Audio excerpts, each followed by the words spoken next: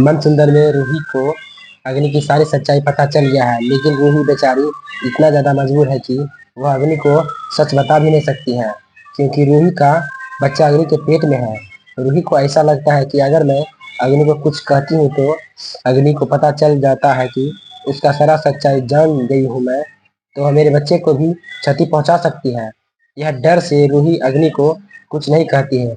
अब रूही ने बहुत बड़ा कदम उठा लिया है। नहर का याददाश्त हर हाल में लाने का। यहाँ तक कि खुशी की बात यह है कि खाटू श्याम बाबा का रूही को अब आशीर्वाद भी मिल चुका है, संकेत भी मिल चुका है कि किस तरह से नहर का याददाश्त लौट सकता है।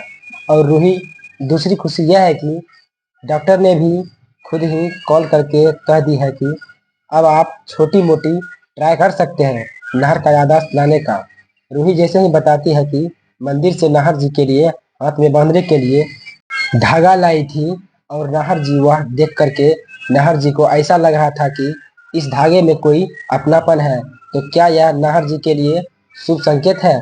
डॉक्टर बताते हैं कि यह नाहर जी के लिए बहुत ही ज्यादा शुभ संकेत है कि उनको अब थोड़ा थोड़ा याद आने लगा है। रूही यह भी बताती है कि अगर मैं नाहर जी को उस जगह पर लेकर के जाऊं जहां उनका यथास्थिति ऐसी स्थिति हो गया है, नाहर जी और अपनी आंखों से देखेंगे तो वहां जाते ही नाहर जी को सारी बातें याद आ जाएगी और वह थोड़ा सा अपने दिमाग पर जोर लगाएंगे, जिसकी वजह से उनका याददाश्त जल्दी लौट आएगा। रूही यह सुन करके खुश हो जाती है और रूही सोचती है कि अग्नि को किसी तरह से घर से बाहर भेजकर कि नाहर जी को कोई बहाना सैलेंड माइंड के जगह फिर से लेकर के जाना ही होगा।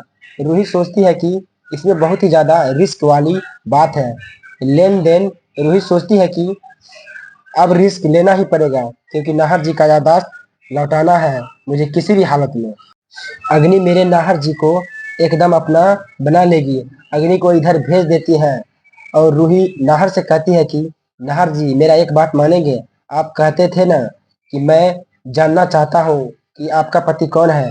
मैं आपको आपके पति से मिलाना चाहता हूँ। मैं चाहती हूँ कि मेरे पति जहाँ से मुझे छोड़ करके गए हुए थे, मैं चाहती हूँ कि मैं वहां पर फिर से पति को बुला करके मिलूं। तो क्या आप मेरी मदद करेंगे? नाहर तैयार हो जाता है। नाहर कहता है कि रूही मैंने तो कब से तुम्हारा पति और तुमको मिलाने का कोशिश करना चाहता था।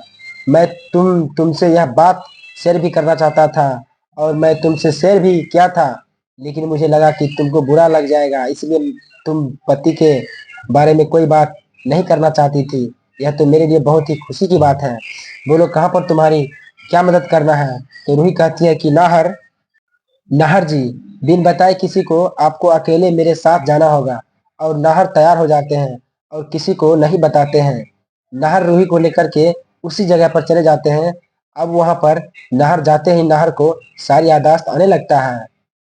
नाहर कहते हैं कि रूही यहाँ पर तुम मत जाओ, यहाँ पर ऐसा खतरा है, वह भी अग्नि ने यहाँ पर तुमको बुलाई है, तुम्हारे जान पर खतरा है, मत आओ। रूही फिर नाहर को सारी बातें याद आ जाता है।